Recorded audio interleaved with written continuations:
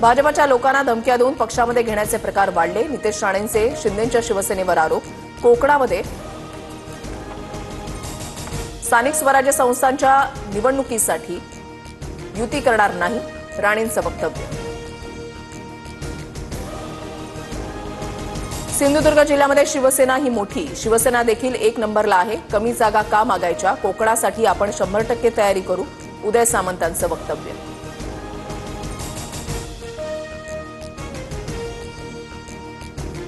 एवढे मातब्बर असाल तर एकटे लढा, उदय सामंतांच्या वक्तव्यावर नितेश राणेंचं आव्हान.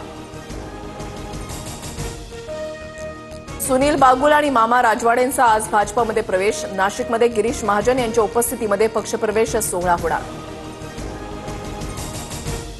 लाडकी बहीण योजनेचे पुरुषांनी फॉर्म कसे भरले? कॉन्ट्रॅक्ट कुणाकडे? याची एसआयटी ईडीकडून चौकशी करा, सुप्रिया सुळेंची मागणी.